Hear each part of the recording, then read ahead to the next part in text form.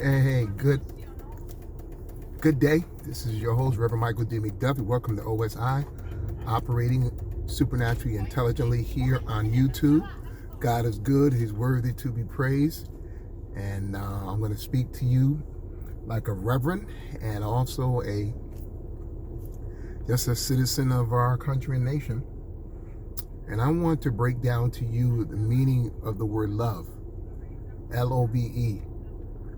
And I want to give you something from my point of view that I think will help you.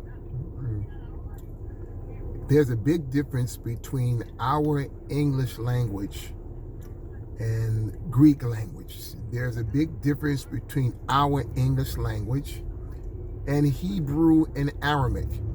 There's a big difference between Western cultural language barriers versus Jewish back in the day cultural barriers. And there are times when we would read or study things in the Bible and we would think it means one thing if we compare it to our English way. Or we may read something in the English way, but then talk to someone from a Jewish or Hebrew way and they'll see words differently. So this morning I was looking on social media and I found someone who broke down love in 4 different words. They broke it down in 4 Greek terms: agape, storge, phileo, and eros. And they said, this is how they posted it: agape is unconditional love, storge is kindness, love, phileo, best friend, close confidant love, and eros, sexual love. And that was their way of describing what love is. But you know what I've learned, even in some of my English classes growing up, it's not good to use the same word to describe a word. You know, sometimes I look at some of our dictionaries and there's a word and they use the same word to describe it. It defeats the purpose. If you're going to mention love to me or break down love, you have to really tell me, what does love really mean? What she actually posted on social media, she was describing the different types of love without describing what love is. And I see people sing songs, Jesus is love, God is love, you know, and I always ask people, then what is love? Then I get the real spiritual answer. God is love. It still don't answer the question. It still does not answer the question. You have to break down to me, what exactly is love? And I'm not saying that the meaning that you will give me will be suffice completely, but it should kind of lead me in what I call some level of understanding, because being that God is love, we do know that love cannot be described in all of its fullness. We'll get peaks, we'll get insight, we'll get hints, but to fully explain love in this fullness, it's almost like explaining God in this fullness. And you can't really explain God in all of his fullness. Now, you could explain him line upon line, precept upon precept, here a little, there a little. But I wanted to know, when I was reading her post, what does love mean? Is I understand the Greek term storge, I understand agape, I understand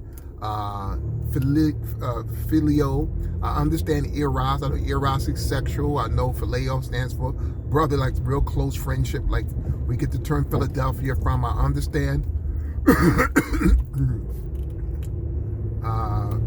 kindness, or love that's extended towards a cat or a dog or a senior citizen, or a real kind love between a father and a daughter. And I understand even agape, which is they call God's unconditional love. But every time I see people describe love, they keep using the word love. I don't need you to give me the same word to describe a word. I want to know, what does the word love mean? So when I break it down to a child, or I break it down to an adult, I want to know what really is love. And after doing research over this word for a long time, I used to run a ministry called Agape Force Outreach, which met every single Tuesday night, which touched lives over the tri-state area. We used to meet at 7 o'clock at night. Sometimes we wouldn't get out of service to 12 o'clock, sometimes 1 or 2 o'clock in the morning. And that was back in 1988, 89, 90, 91, 92, 93, 94. It's it kind of, as you get older, things change. But here's the point I'm making. The point I'm making is that if you're going to talk about a word, you want to make sure your audience understands what that word means. And this just didn't come from her page. I just watch even preachers do this, or I'll see people talk about love, or they'll mention things about love. But I want people to understand the power of love. Okay, this is very important to get this. The power of love. And so this is why I'm doing this broadcast, because it helps me to explain to my audience what love is and how you can break love down to such a way that it's easy to be understood and that people can practice it. And this is the meaning I come up with. This is the meaning I have right now in my present mentality, my present life, and in my present level of understanding. You know what I'm saying?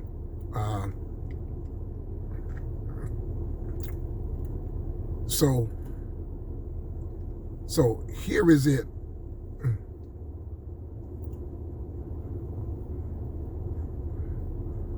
All right. Here is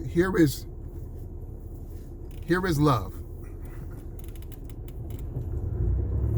The word love means when you care, support, and help others the same way you want to be cared, supported, and helped.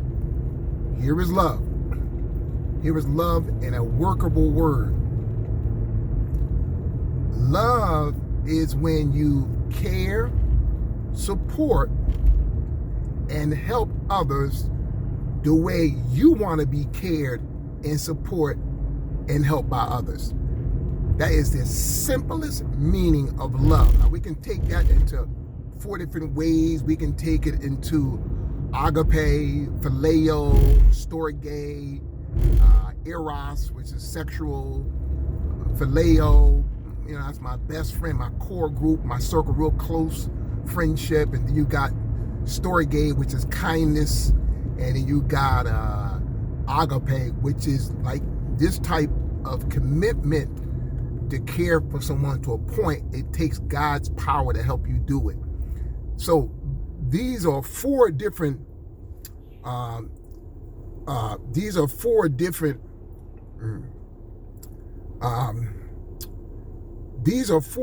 ways to explain this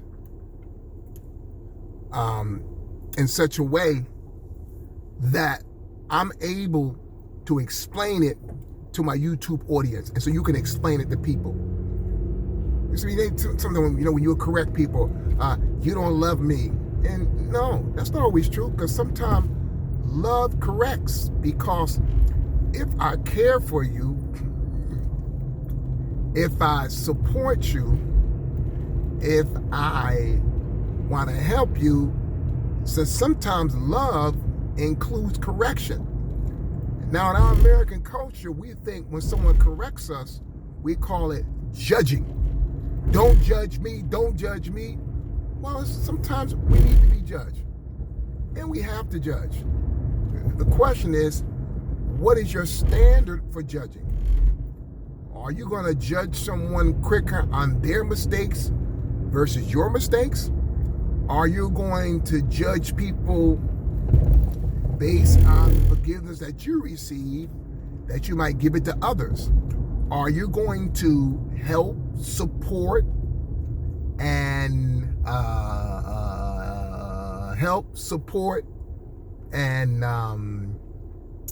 I gave 3.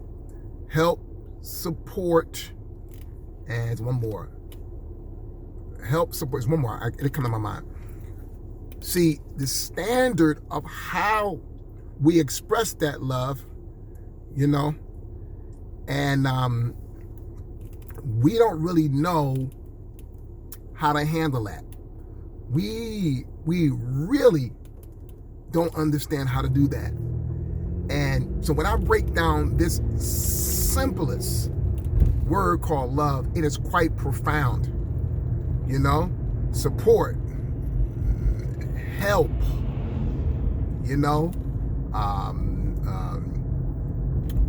I'll stick with support and help. I can't think of the third word now. When you say you love someone, your first thing in mind is I want to find ways I can support you or help you. That's what it really means. I got to find a way to help you or support you, which might be sometimes through encouraging words. Sometimes it might be through picking you up, dropping you off. It might be through giving you some money if you need help. It might be giving you a listening ear, and sometimes it might be corrective measures like you got to go to jail, you got to go to prison. Now, we don't think that's love, because love is a corrective measure. I think that's the word I want to use: love, support, and correction. Showing love, support, and correction. The way you give it out is the way that you want to receive it.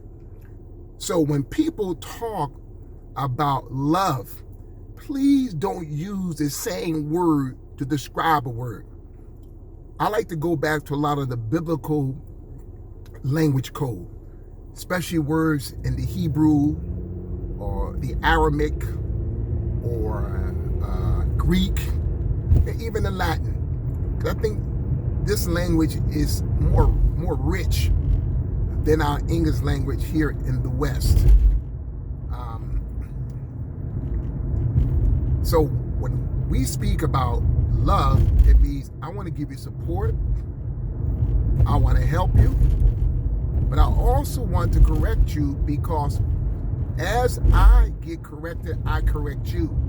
In the same way I get support and I get help, and as I am corrected, so should I use that same measuring stick towards you. So when you talk about care, support, help, there you go, Holy Spirit, I got it. Care, support, help, add another C, correction. Care, support, help, correction. Care, support, help, correction. Those 4 words help to explain what love is, So it's important that that you understand the power of love, and so that love will enable us to be more effective in ministry, community leadership, reaching people. It helps develop our people skills, because even our Western understanding of the word love is pretty corrupted. It's not exact. It's not really accurate, because in our Western mind, love means I'll let you do whatever you want, and I keep saying, oh, you all right. Not wrong with that. That's just your business. That's not my business. And we think that's love. That is not love. That is not love. It's what we made love, but that's not what love really is. Love is a choice to support, to care, to correct, to support, so that be able, watch this, you'll be able to reach people.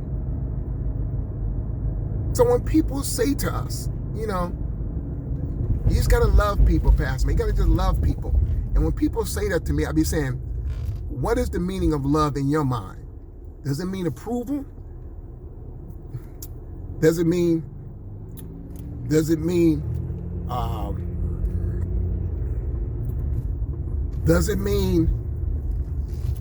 I can do whatever I want and it's okay? No. Because if I'm going to care for you, if I'm going to support you, if I'm going to correct you, I have to make sure that what you're doing is right. And if it's wrong according to biblical standard, I'm supposed to bring you correction. I'm supposed to gear you towards the right direction. And that could be in your morals, your values, that can be in some of your dealings. But when I'm showing this type of love, I'm doing it in a covering way. I'm not doing it in an exposing way. I'm not doing it to gossip about you. I'm not doing it to lose honor in you. I'm trying to get you up on your feet to become the person that you need to become, because I want the best for you. I want the best for you. So when you think about love, think about how you care for someone, how you correct someone, how you show them concern, and how you can support them. All right? And you do it in such a way, the way you want to be done. Now, if you're treating folks other than the way you want to be treated, then that's not love. It's not love. Next time we come back, I'm going to show you 4 different ways how this goes to the next level. Agape, storge, phileo, and eros. Because all 4 of them is love in different directions. See, love is so big, love is so big that it takes a lot to express it. Thank you for watching OSI on YouTube. Go to my Cash App, $ Pastor Michael 7, PayPal address, supermike777gmail.com. God bless you. Love you.